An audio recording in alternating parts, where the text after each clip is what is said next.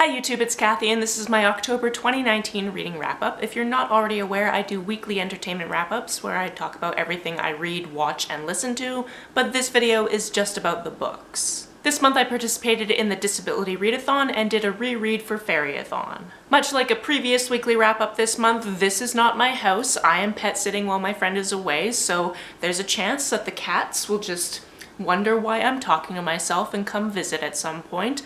But they're cats, so I can't just make them come and hang out with us. I may have shared an entire bottle of wine with myself while watching the newest season of Queer Eye last night, so I'm gonna need some coffee to get through this. As always, I'm going to start with the nerdy, hardcore stats and charts and then get into what I read. In October, I read 25 books and DNF'd one book for a total of 6,634 pages. That takes into account converting audiobook minutes to pages, so about 2,110 of those pages were actually about 53 hours of audio. The age breakdown for these books was 14 YA books, 11 adult books, and 1 middle grade book. I read 19 novels, 6 graphic novels, and 1 anthology. This month I read a lot of contemporary and fantasy with some historical fiction, speculative fiction, sci-fi, horror, and non-fiction tossed in. If you adjust by page count, contemporary still takes up the largest piece of the pie. Most of these books, no surprise, came from the library, but I did buy 1 used book from Amazon to complete a duology. I read 5 hardcovers, 6 audiobooks, 4 ebooks, and 11 paperbacks. I had books with page counts all across the board this month, and all of them were published in the last decade,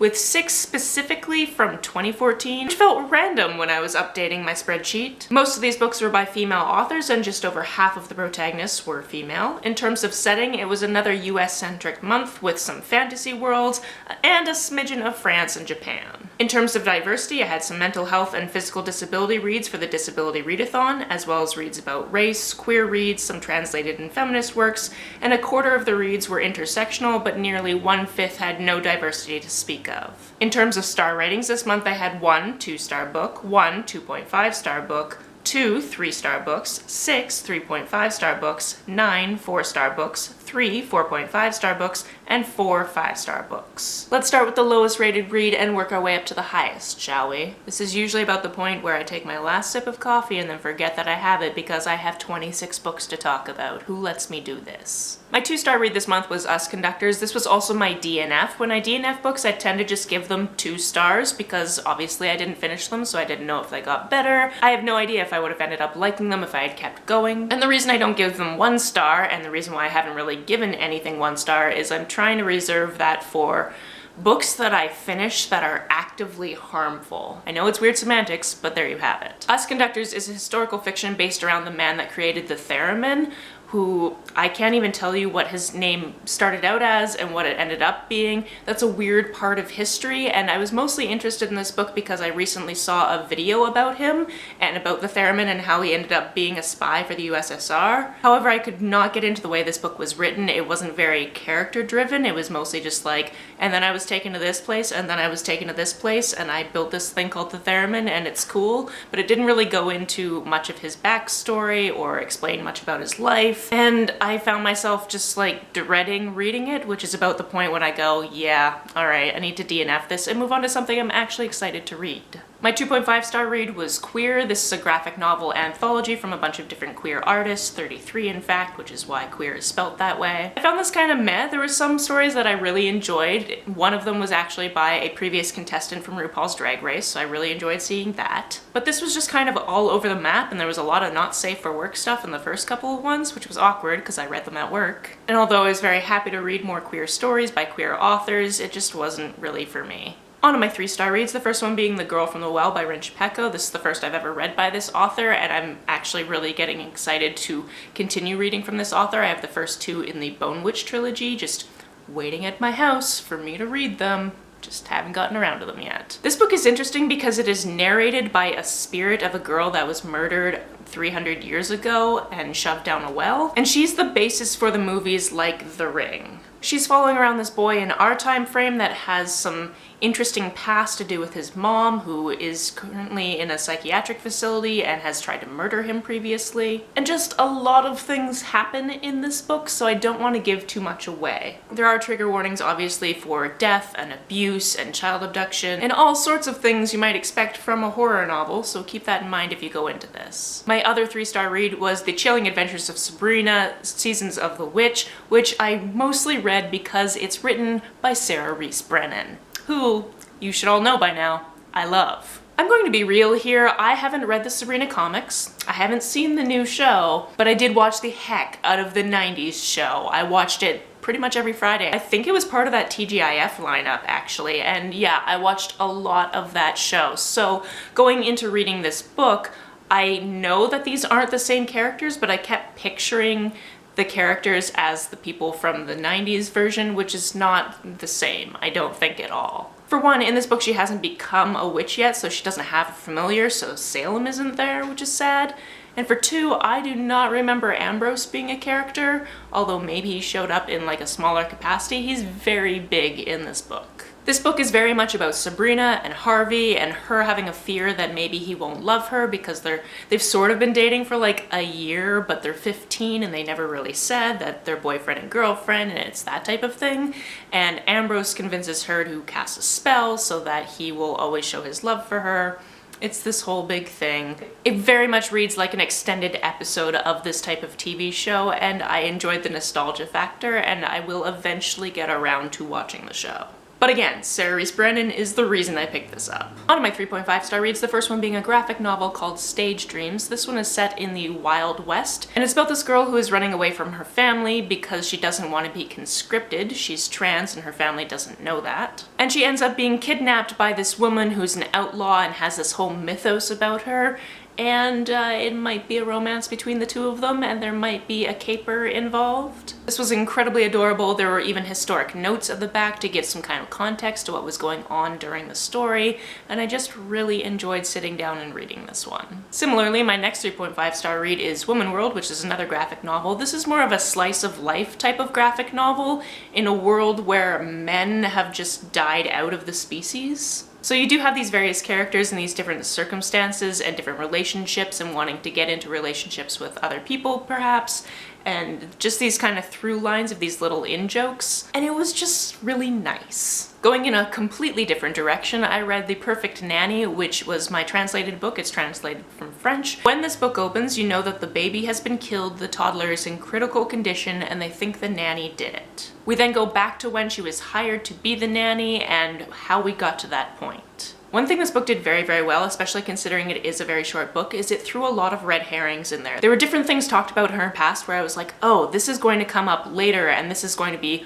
why this happened, and it's going to turn out that this other person killed them, and that kept me guessing the whole time. Obviously, you know this is going to be sad and tragic going into it, considering there are already people killed on the first page. But it felt like this book was really trying to feed us the but why sense, and it kind of left me hanging a little bit, which I think might have been the intention. Let's hop into lovey-dovey contemporary for a moment and talk about The Unnie Mooners by Christina Lauren. This is a hate-to-love romance between the unlucky twin and the brother of the new husband of her sister. Yeah, I got that. Essentially what happens at the wedding of her twin is everybody gets sick except for her and this guy that she doesn't really like, because they were the only two people to not eat the shrimp buffet. Because her and her sister are identical twins, and because the honeymoon is non-transferable and non-refundable, the twin whose wedding it was basically says, you need to take this trip for me so somebody can take it, and also you should take this guy because you're gonna have to show up with a husband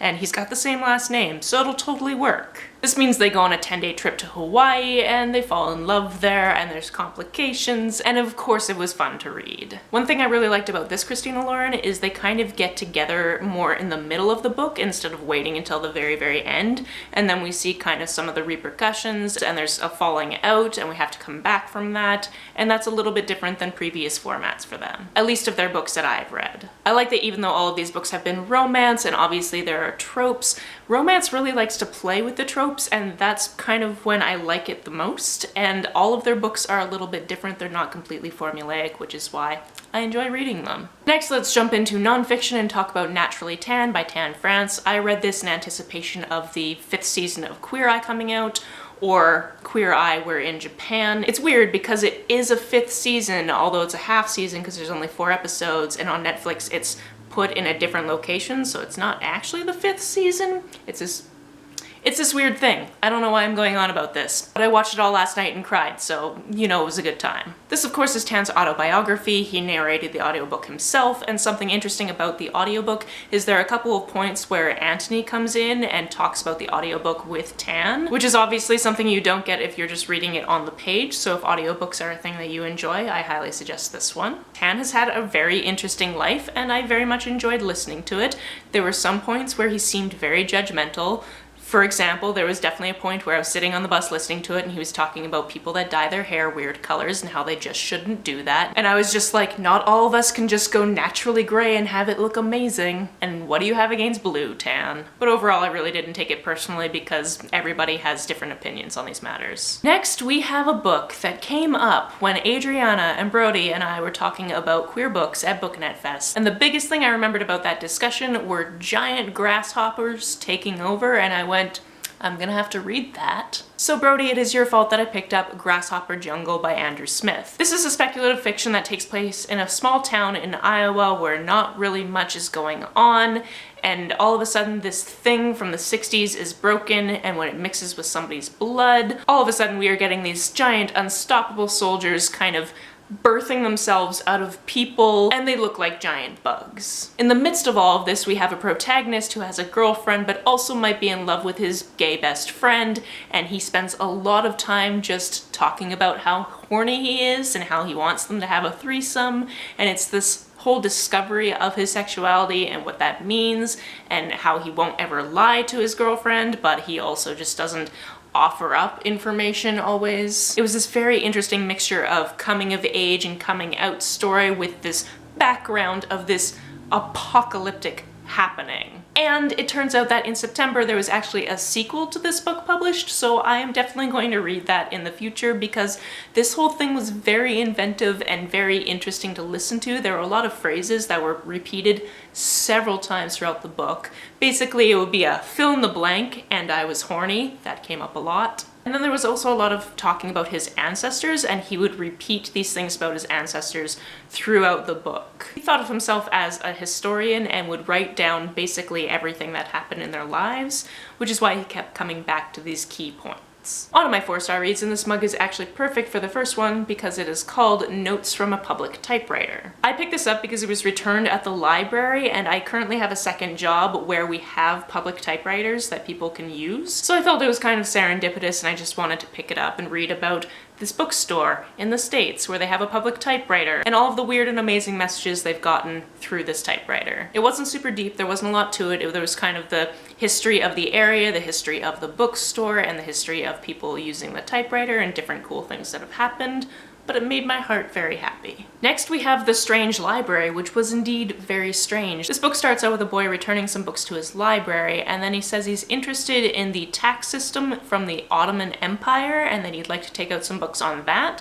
So he's taken to this very weird section of the library, and then is basically imprisoned there. He's then told that if he memorizes word for word the 3 volumes this librarian has given him in the next 30 days and can recite them, he will get out of this prison, and if not, bad things will happen. This read very much like a fairy tale, and it came in a very interesting format, which is why I picked it up. I am a huge fan of a weird format. Next, for the Disability Readathon, I read After Ever After. This is actually the second in a series where I'd never read the first, but you don't have to have read the first because it does tell you enough about what happened in the first book that you kind of understand, and this one takes place about 8 years later and follows a different protagonist. Our protagonist in this book is a boy in middle school who, when he was younger, had leukemia, and he's been cancer-free for about 4 years now. His best friend also had cancer twice in their childhood, and it's about their friendship. It's also about this new girl that comes to town, and the main character really wants to date her, and it's adorable. And then it's also about the state that they live in imposing these new rules where in order to pass certain grades you have to do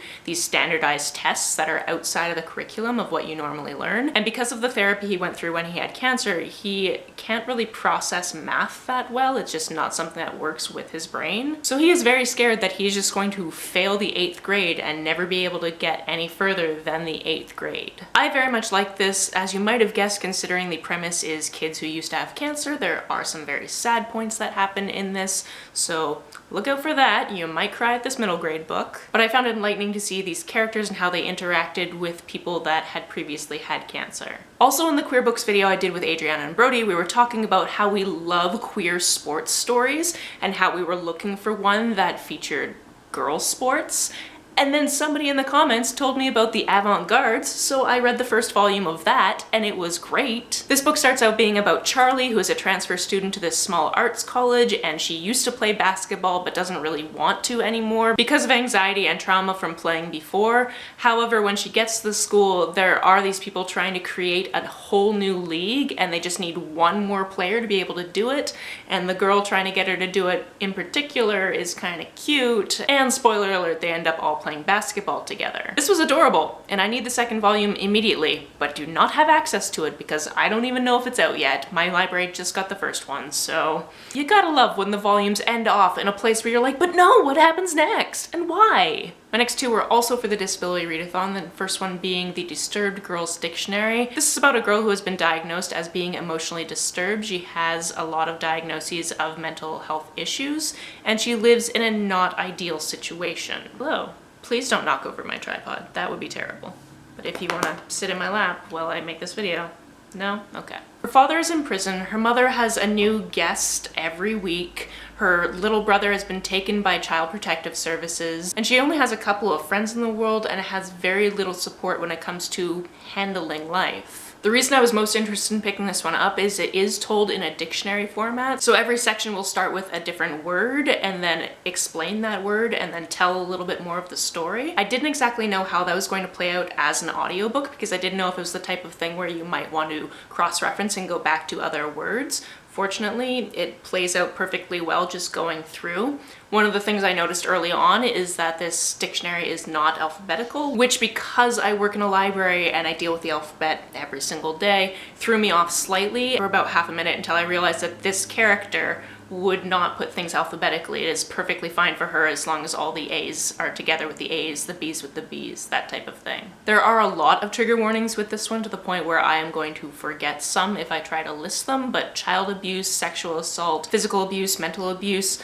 it's all in there, so tread lightly. But if you feel like it's something that you can consume safely, this was a very interesting mental health read. Next we have Run by Cody Keplinger. When we start off, it's these two girls that are stealing one of their sister's cars and just leaving, and we don't really know why. We get this book from both of their perspectives. Agnes is legally blind, and she tells us the past story, and Beau, who is from the wrong side of the tracks, tells us the current story of what's happening on this road trip. We'll call it a road trip. I found that format really interesting. This also dealt with the fact that Beau is bisexual and Agnes kind of figuring out what that means. And this is not a romance, this is a platonic friendship between these two girls, and I really enjoy seeing platonic friendships in books and having that be the central point. Why are you attacking things? My next book on the list could have also been for the Disability Readathon, but it was just something that I ended up reading this month that had nothing to do with it, and that was Dear Evan Hansen. This is a book that is based off the musical, and I'm really glad that I listened to this book before listening to all of the songs from the musical, because it's one of those musicals where a lot happens in the dialogue, and you don't get a complete picture of what's going on by just listening to the songs. And the book very much fleshes out what happens in this show. We start out on the first day of school. Evan Hansen has a lot of anxiety. He actually goes to therapy for this, and his therapist has given him this task of every day writing a letter that starts with, "Dear Evan Hansen, today is going to be amazing and this is why," and he's meant to finish that. However, on this particular day, he is pretty upset, not feeling like talking about how things are going to be amazing, and actually writes down what's in his head, which is about how terrible things are. Unfortunately, when he goes to get that letter from the printer, somebody else has picked it up, and what's awkward about that is the guy that picked it up is actually the brother of the girl he mentions in the letter. So the brother now thinks that he's this weird pervert, and that's a whole thing, and he takes the letter, and now Evan's like, crap, people are gonna see this letter, I'm in so much trouble. However, Connor, who's the boy that took the letter, doesn't come to school the next day, or the day after, and neither does his sister, been graced with a cat.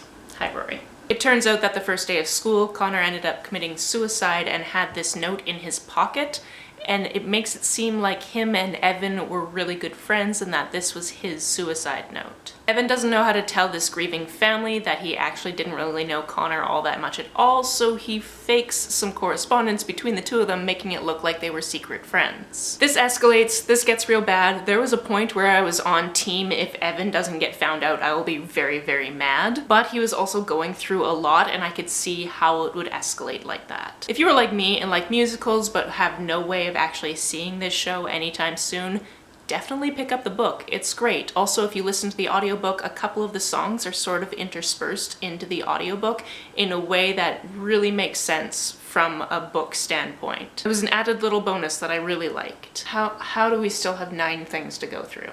Okay, we can do this. More coffee. Next we have Will My Cat Eat My Eyeballs? Big Questions from Tiny Mortals About Death by Caitlin Doughty. This is all the best questions that children have asked her about death and her answers to them, and it was amazing. I actually received this book from the library just before going on a road trip, so I ended up reading out loud a lot of these entries to the person that was driving, so you know, if you date me, you get me narrating books to you in the car, so bonuses. This is Caitlin's 3rd book. I've enjoyed all of her books. I also enjoy her YouTube channel. It's great. Check it out. My last 4-star read was Horror Store by Grady Hendrix. This is a book that you might have seen around and thought that it was an IKEA catalog because it's purposely built to look like one. This is about some people that work in a store that's very much like IKEA, and weird things keep happening at night, so basically some of them are going to stay overnight to see who's trashing the place, and then it gets weird from there. I've been meaning to read this one for ages. I'm so glad I finally got around to it. The fact that it looks like an IKEA catalog and every chapter starts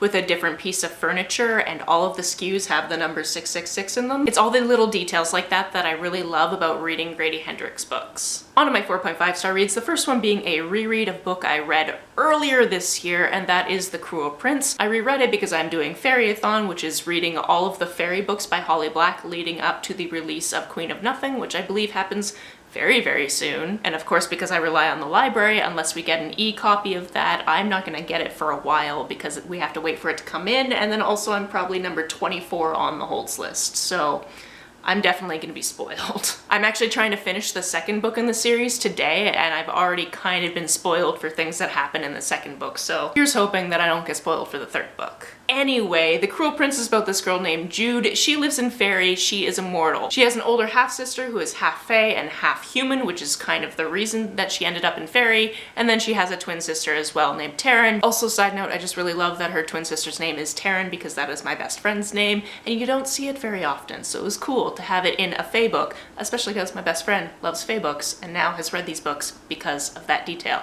Yes. It was interesting rereading it, having now read the earlier Holly Black fae books, the modern fairy tales, because a couple of the characters from that show up in this, and I was like, oh, you're not just some rando, you're from this previous series. That makes things a little bit more interesting, even though that previous trilogy was not the best. You might be wondering why it's called The Cruel Prince, and that's because there is a prince of fairy, and he is just the absolute worst. There are a lot of people that ship the protagonist and Carden. I can understand why, he's got the tragic backstory, but also I just hate dudes that are jerks, but then get the girl, so I don't know how it's gonna play out in the series. I'll find out. My battery is totally going to die, so the next shot I'm gonna be framed slightly differently because I need to take my camera off the tripod to put in a new battery. Be right back. Hello, I hope that shift was not too dramatic. My next 4.5-star read was A Silent Voice Volume 1. This is a manga about this guy who is in school in Japan and is an absolute dick to this girl that transfers in who is deaf. Because he bullies her, he ends up being bullied for being a bully, and he kind of gets a taste of his own medicine, so it's all about him realizing that he shouldn't have been a dick. I was hoping going into this that this was going to be from the perspective of the deaf character, so we get to know more about her. It wasn't. So there was that. There's definitely something said for stories where people are really mean to people with disabilities and then learn to not be mean. But also I would have enjoyed this more if it centered the person with the disability instead of this person that is just learning to not be an asshat. You can tell we're nearing the end of the list when I just start getting really brief about things and I'm just like, yeah, he was an asshat. My last 4.5-star reads was Pumpkinheads by Rainbow Rowell, and Faith Hicks, I think, was the person who did the illustrations, which were beautiful, and I want that art plastered all over my house. This is about two friends that have been working at the pumpkin patch together for the last 3 seasons. This is their last season working together, and it's their last night of the season. Deja decides that Josiah is going to talk to this girl that he's been crushing on for like the entire time they've worked there. And it's this little adventure to find her because this pumpkin patch is this huge operation with like 20 different stations. You can go for pie, you can go to the petting zoo, it's all these different locations. And it's basically about them trying to find her so that he can finally talk to her. And then there's all these other cool story elements that happen along the way, and it's just freaking lovely. I loved it so much. I loved the twist. I was hoping the twist would happen. It was great. And we are finally on to my 5-star reads, the first one being Lady Castle. This is about a kingdom where all of the men went away to find a prince or somebody for the princess to wed, and only one of them comes back because everybody else gets killed. However, before they got killed, the king did something to piss somebody off, which caused a curse on the kingdom. So now all of these things keep showing up to try to attack the kingdom, but all of the women solve these problems with logic as opposed to just fighting everything, which was just so wonderful. The very first book I read in October was American Street by E.B. Zaboy. This is about a girl who is in high school and she is coming from Haiti to the United States to live with cousins and her aunt, and she's coming with her mother, but her mother is stopped at the border and is detained, so she shows up in Detroit and she doesn't know where her mom is because she was stopped at immigration at a previous airport. So this is all about her trying to acclimatize to going to school in the States, trying to figure out what happened to her mom, finding out that her cousins and her aunt are kind of shady when it comes to the law, and all of this escalates very, very quickly. That's kind of all I can tell you about the plot without spoiling things. So much happens in this book. I really love that all the characters felt very distinct. Occasionally we'd get little snippets from other characters' perspectives and just kind of their backstories, which I very much enjoyed. There was also some casual queer side rep, which was very, very nice. And this really makes me want to pick up all of E.B. Zaboy's other books. Which is funny because as I'm sitting here on my friend's couch, I can see Pride, which I'm pretty sure is by E.B. Zaboy, right over there. It's Pride and Prejudice retelling though, and I don't know if I care enough about that. It'll go on the list. Will I get to every book on my list? No.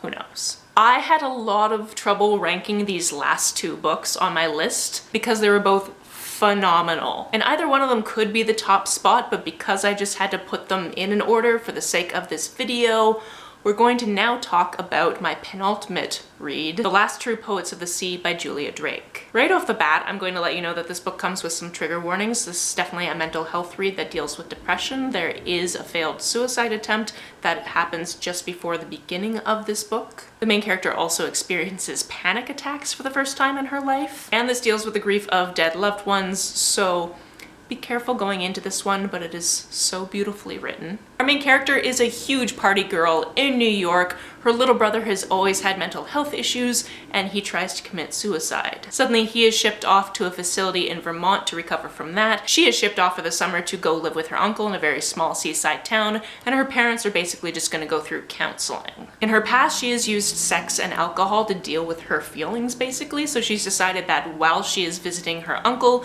she's not going to have either of those things. She actually shaves her head, stops wearing makeup, wears her dad's clothes so she doesn't look anything like she looked in New York. It turns out that this small town is actually where her mom is from, and there is a family history there. One of the town founders was her many times great-grandmother, who actually was the only person to survive a shipwreck. I should also probably mention that this is a very loose retelling of Twelfth Night. You don't need to have read that play going into this, but if you have read that play and you're familiar with it, you will pick up on the little things that happen throughout. I love a modern retelling with slight nods to the original. I don't think I have the words to accurately describe just how many feels this book made me feel. So if you like queer characters in nautical settings trying to get their shit together, because this protagonist is the definition of a disaster buy, and then you mix in themes of grief and siblings, and it was just wonderful.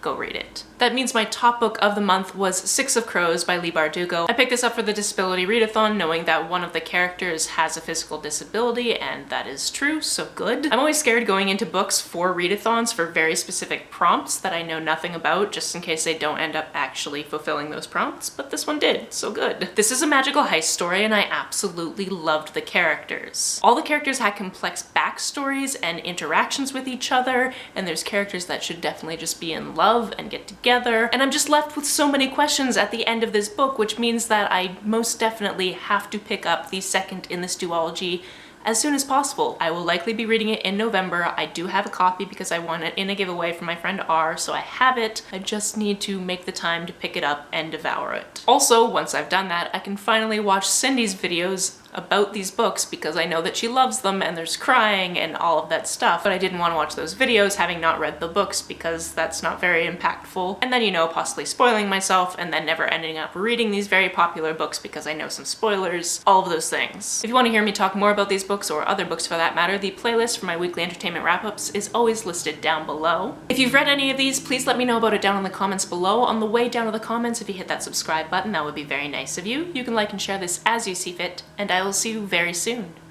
Bye!